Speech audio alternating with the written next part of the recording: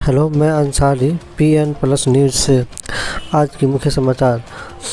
अबू मोहम्मद अल Jolani ने Israel Iran तक को नाक में दम किया। मिडिल ईस्ट में सीरिया के बड़े शहर अलेप्पो पर सरकार विरोधी विद्रोहियों हयात तहरीर अल शाम ने कब्जा कर लिया है।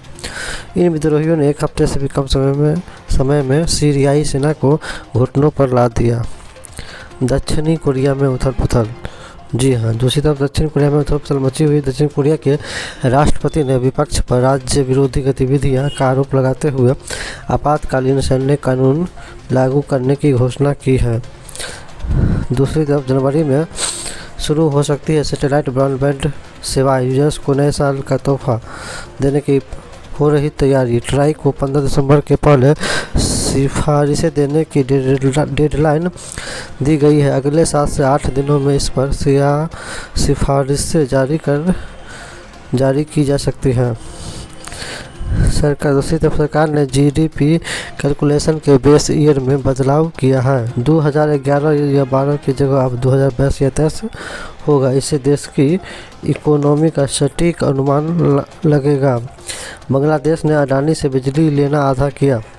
बांग्लादेश ने गौतम अडानी की बिजली कंपनी अडानी पावर से बिजली खरीदना आधी कर दी है। बांग्लादेश की सरकार ने सर्दियों के चलते मांग में कमी और बकाया पेमेंट के भुगतान में देरी के कारण यह फैसला लिया है। दूसरी तरफ तिरहुत ग्रेजुएट इलेक्शन में लालटेन के तेल से मिली प्रशांत किशोर को एनर्जी। मुसलमानों की गोलबंदी से भारी उलटफेर होने के संकेत। इस चुनाव में पीके ने बड़ा दाव चला है। 3 के बाद वोटिंग होनी है और जो नज़ारा दिख रहा है उसमें बड़े उलटफेर के आसार दिख रहे हैं। दूसरी समाचार। बिहार अंडर 16 क्रिकेट में लक्ष्य प्रकाश का चयन बिहार के क्रिकेट प्रेमियों के लिए एक खुशी का पल है। नालंदा जिला के युवा क्रिकेटर लक्ष्य प्रकाश का विजय मर्चेंट ट्रॉफी के लिए बिहार अंडर 16 क्रिकेट टीम में चयन किया गया है।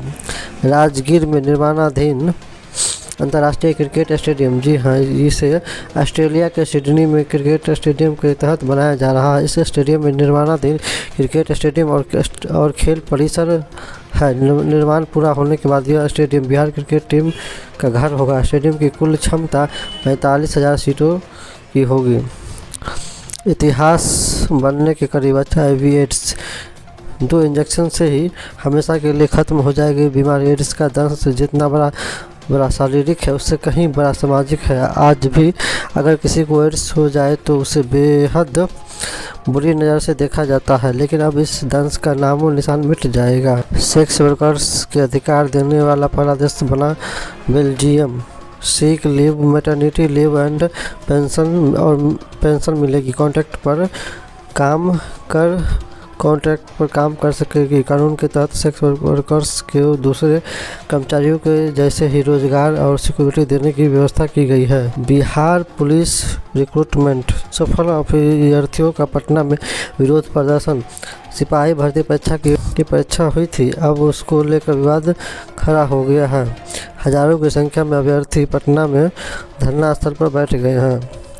मणिपुर। गैंग्स ऑफ मणिपुर, जिनकी वजह से नहीं रुक रही हिंसा। रामबाई टेंकोल के पास लगभग 40,000 लड़ाके। ITLF की हर गांव में डिफेंस फोर्स है। राजगीर से पटना अब सिर्फ 2 घंटे में। स्पेशल ट्रेन द्वारा अब मात्र 2 घंटे में श्रमजीवी एक्सप्रेस तेज पहुंचाएगी। दानापुर रेल मंडल ने 0320/1/2 राजगीर पटना स्पेशल ट्रेन के समय में बदलाव कर यात्रियों के लिए इसे और सुविधाजनक बना दिया है। बिहार के बाहर पीके तैयार।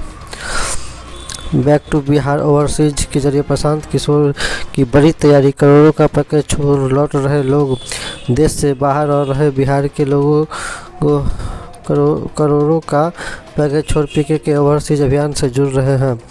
बिहार में बिना मंत्री की पैरवी के काम नहीं होता है। इन्वेस्टर्स बोले सरकारी ऑफिस सुस्त पड़े हैं। पिछले दिनों इन्वेस्टर मीट का आयोजन किया गया था। इसमें निवेशकों ने सरकारी सिस्टम पर बड़ा सवाल खड़ा किया है एवं हमें कई चुनौतियों से भी गुजरना पड़ रहा है। शख्स ने कहा, भारत छोड़ दूंगा, 40% टैक्स देकर प्रदूषित हवा में सांस नहीं ले सकता। छिड़ी बहस सोशल मीडिया में। वाकई ये सुनने में अच्छा लगता है, पर असलियत में एक बड़े इन्वेस्टर के लिए बड़ी दिक्कत की चीज़ें हैं। जबकि भारत की तुलना में सिंगापुर में टैक्स का परसेंटेज काफ़ी कम है एवं वहाँ शुद्ध हवा की भी दिक्कत नहीं है। दूसरी तरफ जम्मू कश्मीर श्रीनगर में सुरक्षा बलों और आतंकियों की मुठभेड़, एक आतंकी ढेर आर्मी ऑर्डिनेंस कॉर्प्स के 723 पदों पर 2 दिसंबर से शुरू हुई भर्ती प्रक्रिया। इसके लिए 22 दिसंबर तक आवेदन किया जा सकता है।